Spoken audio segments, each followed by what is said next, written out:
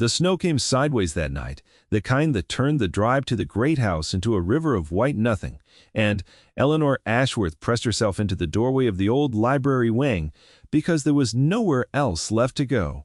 She had walked 11 miles from the failed post at Widcombe Hall, where the mistress had dismissed her without a reference and without a full day's wage, over an accusation of insolence that amounted to nothing more than Eleanor asking once to be paid what she was owed. 11 miles in a thin wool cloak.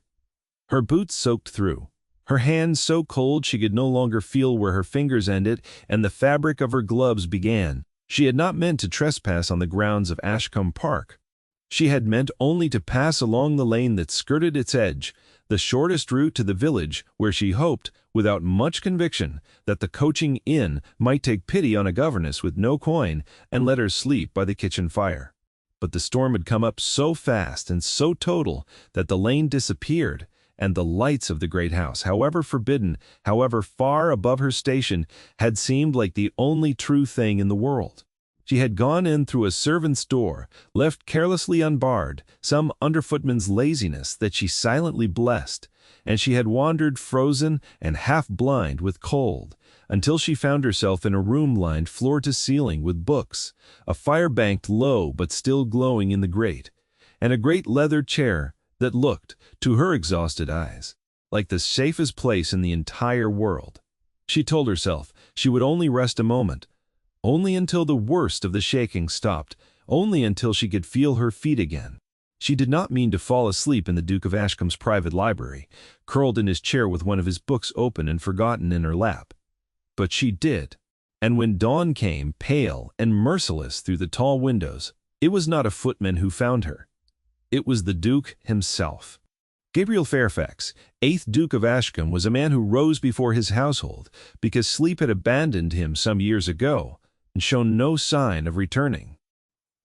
He walked into his library in his shirt-sleeves, a cup of black coffee in hand, expecting the particular silence he had built his life around since his brother died and left him a title he had never wanted, and a house that felt, most days, like a very well-appointed tomb. What he found instead was a woman.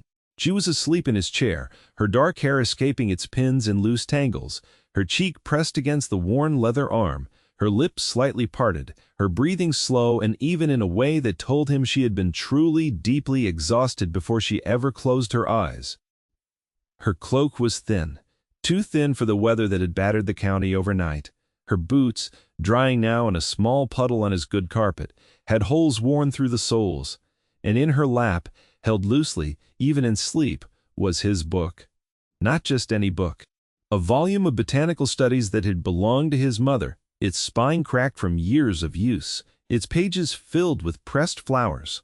His mother had gathered decades ago from the very meadows that stretched out beyond his windows. He should have rung for the housekeeper immediately. He should have had this stranger, this trespasser, roused and questioned and turned out into the cold with whatever severity the law and his position demanded. Instead, Gabriel Fairfax stood very still in the doorway of his own library and found that he could not make himself move. There was something in the stillness of her that struck him. Not the beauty of her, though she was beautiful in an unpolished, unconscious way that no lady of his acquaintance ever managed to achieve, all of them too aware of being looked at to ever look like this, like a woman entirely unguarded, entirely herself.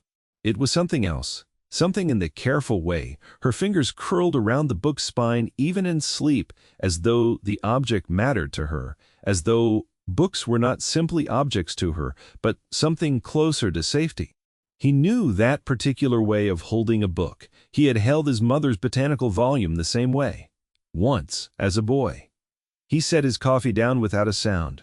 The library was cold despite the banked fire, colder than he liked, and looking at her thin cloak, at the visible tremor that ran through her shoulders even in sleep, he made a decision that he would spend the rest of that day, trying and failing, to properly explain to himself.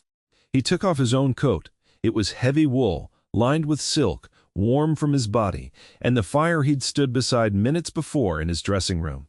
He crossed the library floor without a sound, the old board somehow silent beneath his careful step, and he laid the coat over her like a blanket, tucking it gently around her shoulders the way he imagined. though he could not be certain a father might do for a sleeping child. She did not wake. She only sighed, some small unconscious sound of relief, and burrowed deeper into the warmth he had given her, and something in Gabriel Fairfax's chest, some old locked door he had bricked up years ago after his brother's funeral, groaned faintly on its hinges. He did not call for the housekeeper.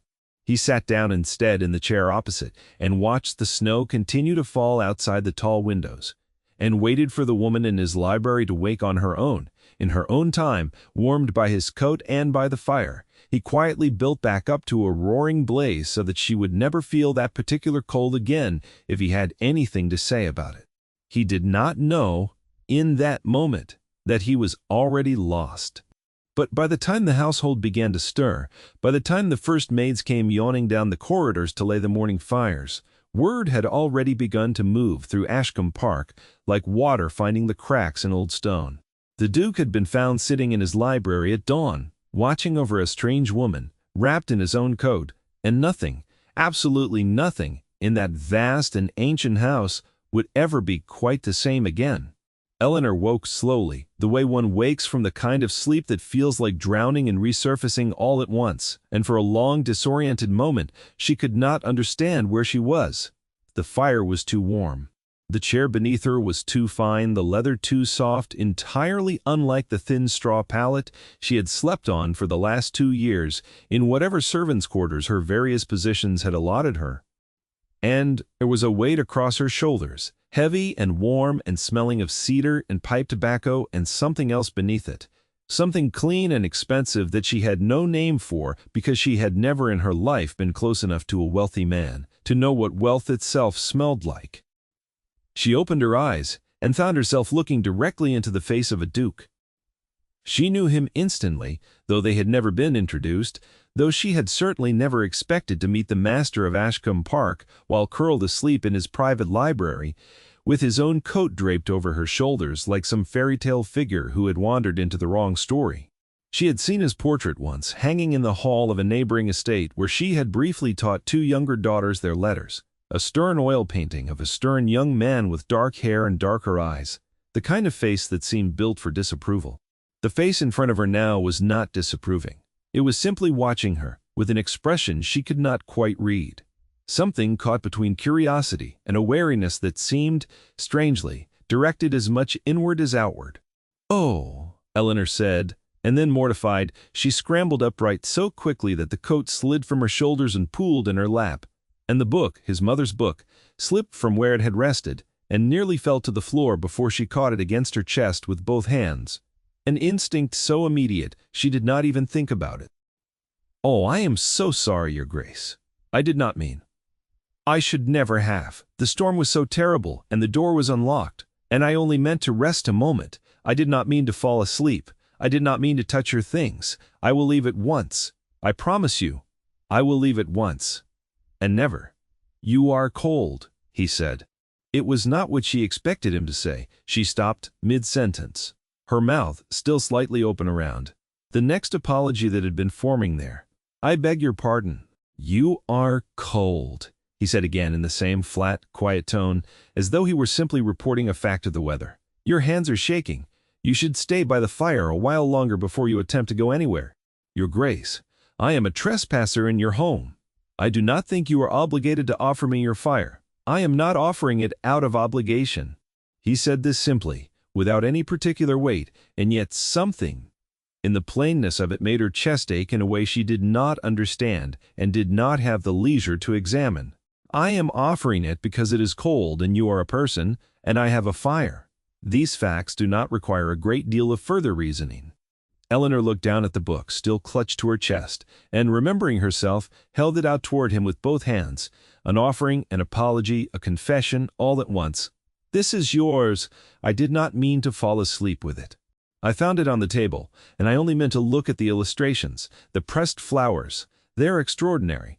Whoever gathered them had a botanist's eye, as much as an artist's. The notations on the soil conditions are quite precise for—" She stopped herself. She had said too much. She always said too much when it came to plants, to the small, quiet science of growing things, a passion that had earned her nothing but scorn from the various mistresses she had served, who considered a governess's excessive interest in botany to be, at best, an eccentricity, and at worst, evidence of a mind too independent to be properly obedient. But the Duke was not looking at her with scorn. He was looking at her the way a man looks at something he has been searching for without quite admitting to himself that he was searching at all. "You know botany," he said slowly. "A little, Your Grace. I taught myself. Mostly. Books and observation, and a great deal of trial and error in whatever small gardens I was permitted to tend. That book belonged to my mother." Eleanor's hands tightened slightly on the volume, some instinct telling her that this was a delicate thing, a wound, perhaps, or something close to one. "I am sorry. I should not have handled it so carelessly." "You did not handle it carelessly. You fell asleep, with it held against your chest as though it mattered to you." He was quiet a moment, his dark eyes moving over her face in a way that made her feel, for the first time, and longer than she could remember, truly seen rather than simply looked past. "My mother catalogued every flower on this estate. Before she died, she believed that a garden, properly understood, told the truth about the people who tended it. She used to say that anyone could plant a rose, but only a person who paid attention could keep one alive. That sounds like a wise woman. She was." A pause. "She has been gone 12 years. My father 5, my brother 3. He said this last with a particular flatness that told Eleanor there was a great deal of pain compressed into those few words. Pain worn smooth by repetition, the way grief becomes when a man has had to explain it too many times to people who did not truly care to hear the answer. "I am the last of us now. I inherited a title I never expected to hold, and a house full of my mother's flowers that no one has properly tended since she died, because no one left in this house understands them the way she did." Eleanor did not know what compelled her to say what she said next. Perhaps it was the exhaustion, still clinging to her, loosening whatever careful restraint she had learned to keep on her tongue after years of service. Perhaps it was simply that his grief had called to something honest in her, some recognition between two people who had each lost more than they knew how to say aloud. "I could tend them," she said, "if you would permit it. I am at present without a position, Your Grace, and I understand entirely if the suggestion is presumptuous coming from a woman you found trespassing in your library at dawn. But I know flowers. I know soil and light and which things flourish untouched, and which things need a careful hand. I would not disturb your mother's notes. I would only try to keep what she built from dying entirely." The Duke was silent for a long moment, long enough that Eleanor felt the familiar cold creep back into her chest, the certainty that she had overreached, that she would soon find herself back out in the snow with nothing to show for her boldness but a bruised pride. But then he said quietly, "What is your name?" "Eleanor." Something shifted behind his eyes at the sound of her surname, some flicker of recognition or surprise that he smoothed over so quickly she almost believed she had imagined it. "Ashworth," he repeated. "Yes, Your Grace and your parents." "Are they living?" "No, Your Grace. My mother died when I was young. My father died 4 years ago when I was 17, and left me with nothing but debts and a guardian who saw fit to place me into service the moment the funeral was concluded." She said this plainly, without self-pity, because self-pity had never once improved her circumstances, and she had long ago decided it was a luxury she could not afford. "I do not say this for your sympathy, Your Grace. I say it only so you understand why I have no family to send for, no reference beyond my last position, which ended badly through no fault of my own, and nothing to offer you beyond my word and my willingness to work. I did not ask for your history to judge your worth by it," he said, and there was something almost sharp in the way he said it, as though the very idea offended him. "I asked because your face, when you said your name, was familiar to me in a way I cannot yet account for, and I do not like mysteries I cannot account for." Eleanor blinked, uncertain what to make of this. "I do not see how that could be, Your Grace. I have never had the honor of meeting you before this morning." "No," he agreed slowly, his eyes still fixed on her with that same searching intensity. "Nor I you. And yet, he did not finish the sentence. Instead, he rose from his chair, retrieved his coat from where it had slipped to the floor, and said, in a tone that had suddenly become brisk and formal, the tone of a duke rather than a man, "You will stay. As my mother's gardener, if the position suits you, and as a guest of this house until such time as we determine it does not. Mrs. Whitfield will see to your accommodations." "Your Grace, I could not possibly—" "You will stay," he said again, and this time there was no room in his voice for argument, though it was not unkind, merely final, the way a fact is final. "I do not offer this out of charity, Miss Ashworth. I offer it because I believe you may be exactly what this house has been missing, in more ways than either of us yet understands." He left the library without waiting for her answer, and Eleanor sat alone by the fire, his mother's book still in her lap, and felt the strange, dizzying sensation of a life about to change entirely, though she could not yet have said for better or for worse. By mid-morning, the story had already traveled to every corridor and servant's passage of Ashcombe Park, growing with each retelling the way such stories always did. The upstairs maids whispered it while making the beds. The footmen murmured it over their breakfast in the servants' hall. Even cook, who prided herself on never engaging in gossip, found herself pausing over her morning bread to ask the scullery girl, very casually, whether it was true that His Grace had been found sitting up all night, watching over some strange woman in the library, his own coat wrapped around her like she was something precious. Mrs.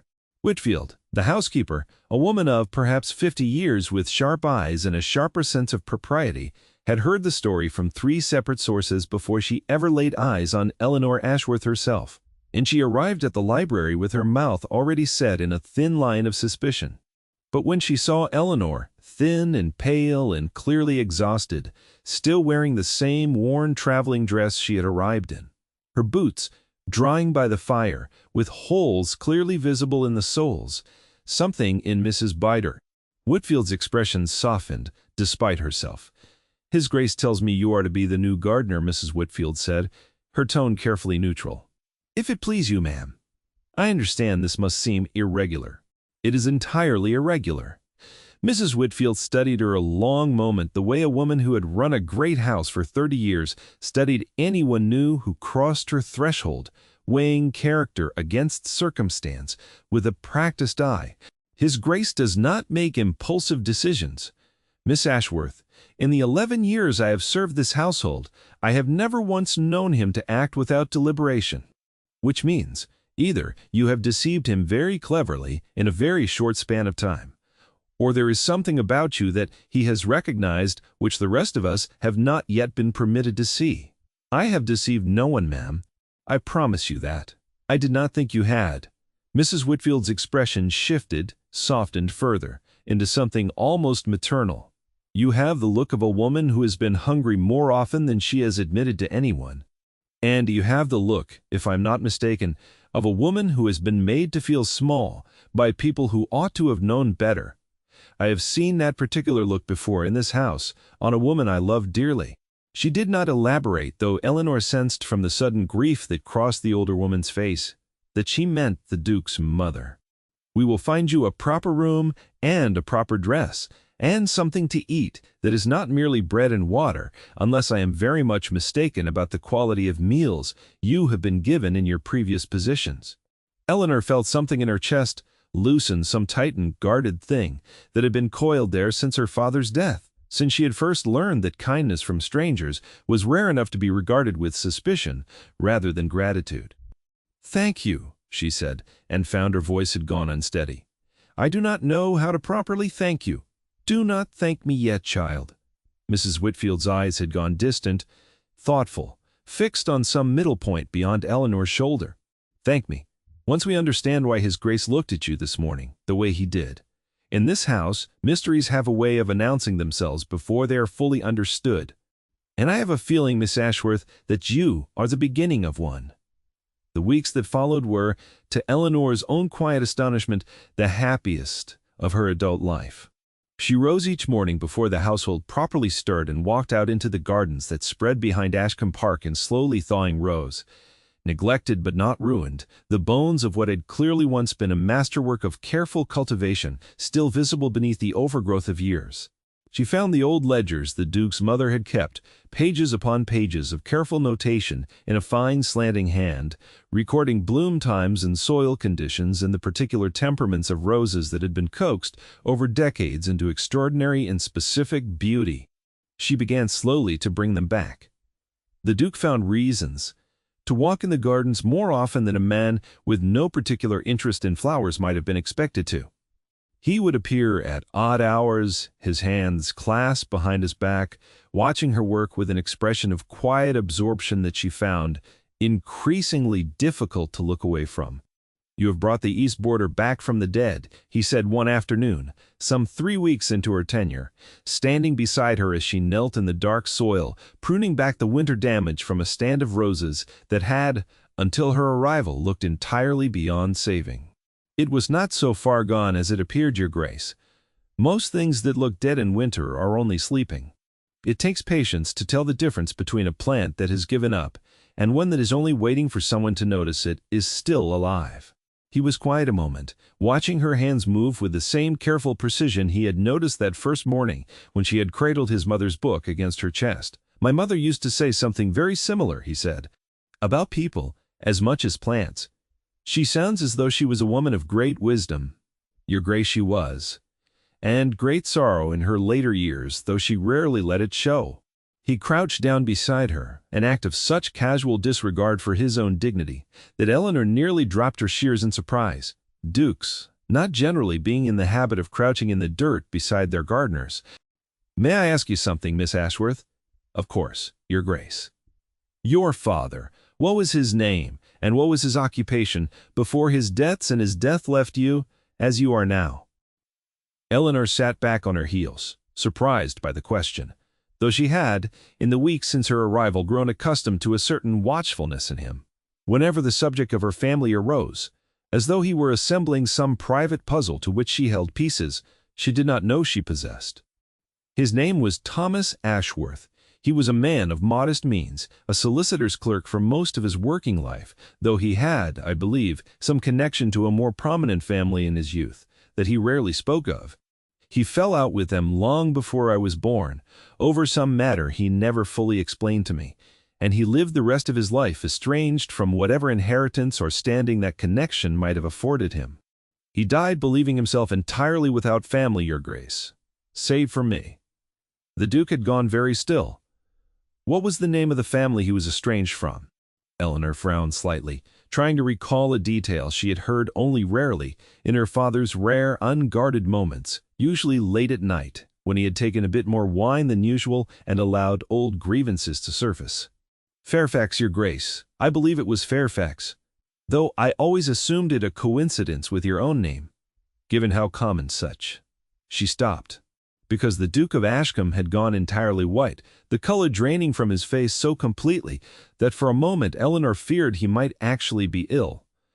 "Your Grace, Thomas Ashworth," he said slowly, as though testing the name against some old memory he had not touched in years.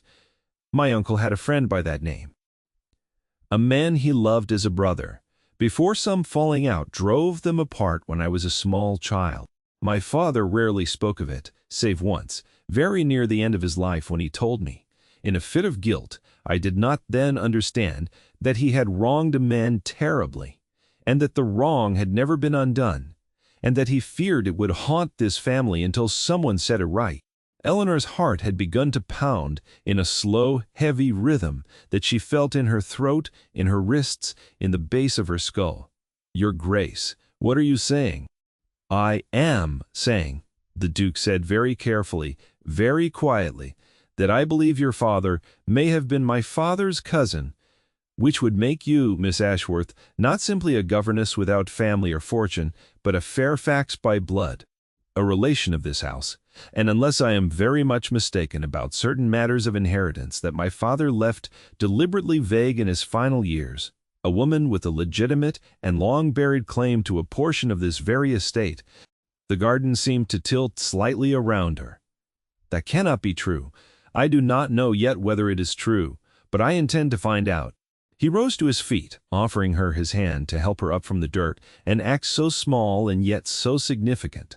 A duke offering his bare hand to a woman he had, weeks ago, found sleeping in his library. "And I will tell you something else, Miss Ashworth, which I have not said to another living soul. I did not offer you a position out of simple kindness that first morning. I offered it because looking at you sleeping in my mother's chair with my mother's book held against your heart, I felt a recognition I could not explain. I believe now that some part of me already knew what my reason has only now caught up to understanding. You were never a stranger in this house. You were always meant to find your way back to it." Eleanor's hand trembled in his. "And if this is true," she said quietly, "then somewhere, someone worked very hard to make certain I never learned it." "Yes," the Duke said, his jaw tightening, his eyes going hard in a way she had not yet seen from him. "And I intend to learn exactly who and exactly why. And I promise you, Eleanor, that whoever they are, they will not enjoy the reckoning that is coming for them." It was the first time he had used her Christian name. Neither of them remarked upon it, but something passed between them in that moment. Standing in the half-thawed garden, with the truth of her whole life beginning slowly and terribly to unravel, and Eleanor understood that whatever came next, she would not face it alone. The investigation that followed consumed the better part of 2 months. The Duke, it turned out, possessed not only the resources of a great fortune, but the particular stubbornness of a man who had spent years feeling powerless against grief and had discovered in this new pursuit an outlet for all the useless anger he had carried since his brother's death. He sent for his family's old solicitor, a stooped and careful man named Mr. Pruitt, who had served 3 generations of Fairfaxes, and who, when finally pressed hard enough, admitted that there had indeed been a codicil to the previous Duke's will, one that acknowledged a debt of honor owed to a Thomas Ashworth and his descendants. Passida, codicil that had been quietly buried after the old Duke's death by his younger brother, who had served as executor during the brief period before Gabriel came of age to claim his title. That younger brother was the Duke's own uncle, a man named Reginald Fairfax, who had managed the estate's affairs during Gabriel's minority with what had always seemed, on the surface, like scrupulous care. It was Mrs. Whitfield, in the end, who provided the final piece. She came to the Duke's study one evening, her face pale, a small bundle of letters clutched in her hands that she had kept hidden for 15 years, since the week Gabriel's father had died and Reginald had briefly held total control of the household. "I should have brought these to you long ago, Your Grace," she said, her voice shaking with an old and terrible guilt. "But I feared for my position, and I did not fully understand their significance until Miss Ashworth arrived, and I began to see the resemblance in her face to a portrait of your grandmother that hangs in the East Gallery, a resemblance I do not think is coincidence. These are letters between your Uncle Reginald and Thomas Ashworth, written in the year before your father's death. Your uncle paid Mr. Ashworth a sum of money to leave the county and never speak again of his connection to this family, in exchange for his silence about a debt your grandfather owed his family, a debt that would have entitled the Ashworth line to a portion of the estate's income in perpetuity. Your uncle wished to keep the whole of the inheritance within his own management, and later, I believe, within his own pocket, once he understood how thoroughly he could control the estate's affairs during your minority."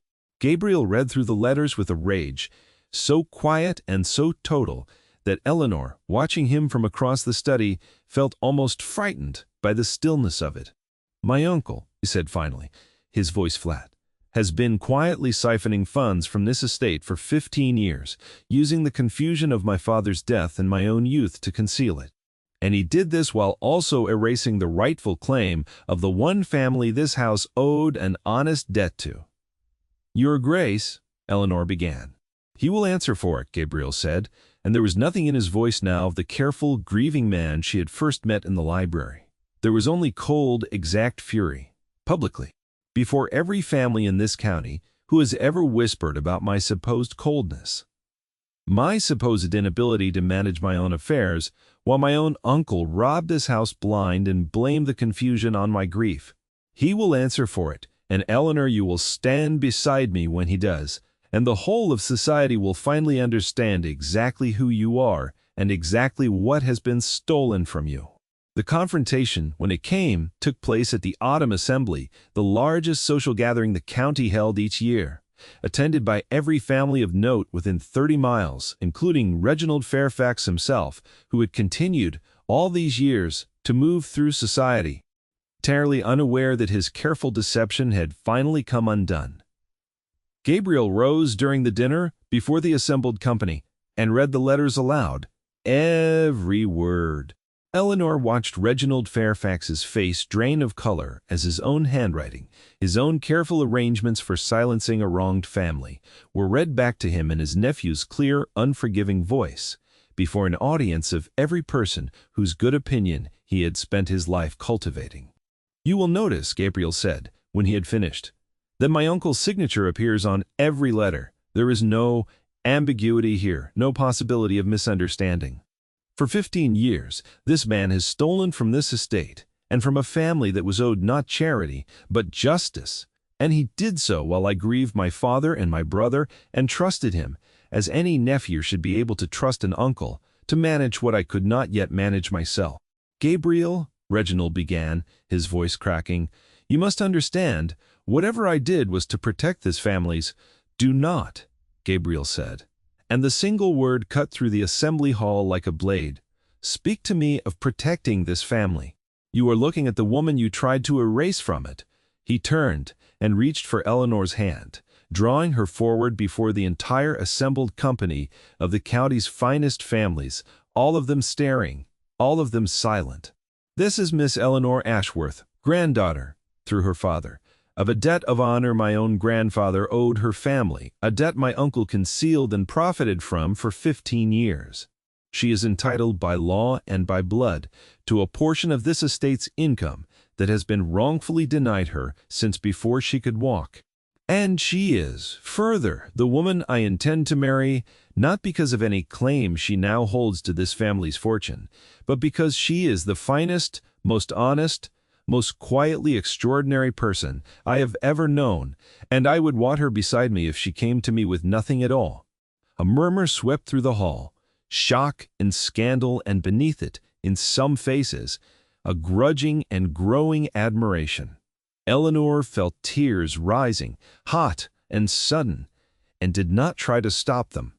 And, "Your Grace," she said, her voice unsteady, "you do not need to make such declarations to secure my claim. The letters alone." "I am not making this declaration to secure your claim," Gabriel said, turning fully to face her, his hand still holding hers, his dark eyes fixed on her with an intensity that made the rest of the room fall away entirely. "I am making it because I have loved you since the morning I found you asleep, in my mother's chair with her book held against your heart. And I have spent every day since trying to convince myself it was merely curiosity, merely mystery, merely the strange coincidence of your name. It was never merely anything, Eleanor. I want you as my wife, not as a restored heiress, not as a righted wrong, but as yourself, exactly as you are, exactly as you were, the morning I first found you." The hall had gone entirely silent now.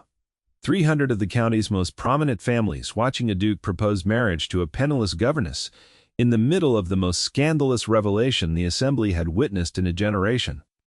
Eleanor looked at him, at this man who had covered her with his own coat before he even knew her name, who had spent 2 months unraveling a 15-year deception, simply because he could not let an injustice stand once he understood it, and she found that she had no words left for careful speeches. "Yes," she said simply. "Yes, Your Grace, I will marry you." The hall erupted, some in scandalized whispers, others, surprisingly many others, in genuine and warm applause. And somewhere in the crush of noise and reaction, Reginald Fairfax was quietly escorted from the hall by 2 constables who had been waiting at Gabriel's earlier and very deliberate instruction. He was never received in society again. His own wife left him within the year, taking what remained of their diminished fortune to live with her sister in Bath, and Reginald Fairfax spent the remainder of his life in a small cottage on the estate's furthest border, permitted to remain only out of a mercy Eleanor herself insisted upon, though he lived out his days entirely alone. Still, according to the local rumor, keeping careful ledgers of income he no longer controlled and never would again. Eleanor and Gabriel married the following spring in the gardens she had restored with her own hands, beneath an arch of roses that had, until her arrival, looked entirely beyond saving. Mrs. Frickley Whitfield wept through the entire ceremony and later confessed. She had known the very first morning, watching Eleanor sleeping in that chair, that some great change was coming to Ashcombe Park, though she had not dared hope it would be a change so entirely good. A year after the wedding, on a cold morning very much like the one that had first brought them together, Gabriel found his wife once again asleep in the library, curled in the very same chair, his mother's book once more resting against her heart. But this time, when he crossed the room to cover her with his coat, she stirred and smiled up at him with sleepy, unguarded happiness, and placed his hand very gently over the small and gently rounded curve of her stomach. "I fell asleep reading to her," Eleanor murmured, "or him. I have not yet decided which name suits better." Gabriel Fairfax, Duke of Ashcombe, a man who had once believed himself entirely finished with hope, sat down beside his wife in the firelight, his hand resting over the quiet miracle growing beneath it, and understood, with a fullness he had never expected to feel again, that his mother's garden and his mother's books and his mother's house had finally, after all these years of grief, found their way back to life. Outside, the snow had begun to fall again, but inside, for the first time in a very long while, nothing in that house was cold. And so, if you ever find yourself walking past a great house on a snowy night and you see a light left burning in some forgotten window, remember that sometimes the smallest kindness, a coat laid over cold shoulders, a name asked with genuine curiosity, a hand offered without conditions, can be the very beginning of an entire life remade. Thank you so much for staying with this story all the way to its end. If it warmed something in you tonight, I would love to know which moment stayed with you most. Whether it was that first quiet morning in the library or the moment the truth finally came to light before the whole county. Tell me in the comments which city you're watching from tonight so we can see just how far this story has traveled to reach you. And if you enjoyed this journey, don't forget to subscribe so you won't miss the next one. There are so many more stories like this waiting to be told. Until then, from all of us here, good night and sweet dreams.